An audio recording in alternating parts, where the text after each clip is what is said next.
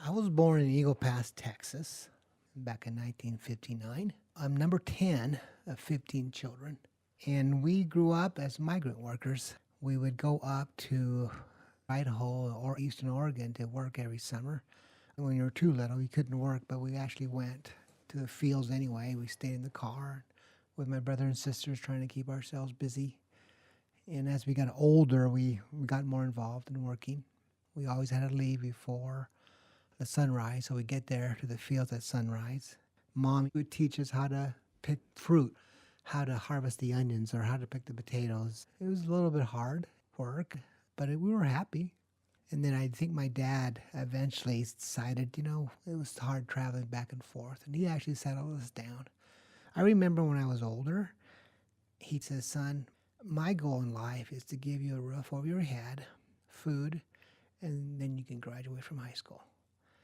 And he says, you know what, I didn't have that, but that's what I want to do for you guys. He was an illegal immigrant. I remember him telling me he walked across the border, almost died because he was in the desert. He just worked hard, quietly. He just wanted to make sure we had something better than he had. Can you tell me about your early school years? We did go to migrant school. Of course, I eventually went to regular school, and we were usually late because we were in the fields. When I was younger, we couldn't speak Spanish in school. They kind of said no, and we got a little bit in trouble.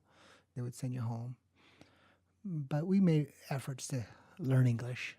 But I remember I had a good experience. I was a good student.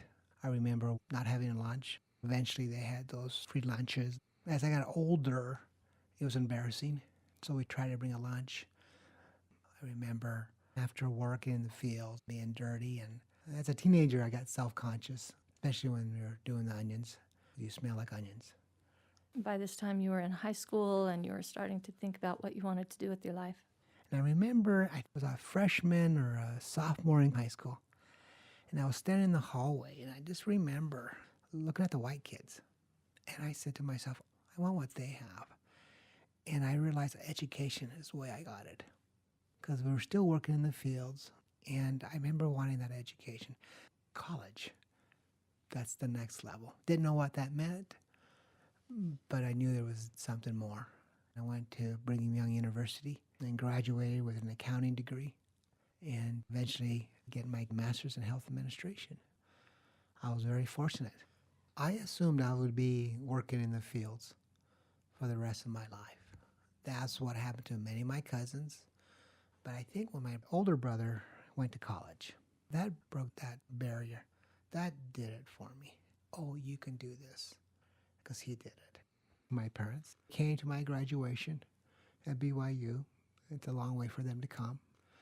My dad's in Mexico in a nursing home. They know that I'm not working in the fields, and I'm providing for my family, and my kids are going to college.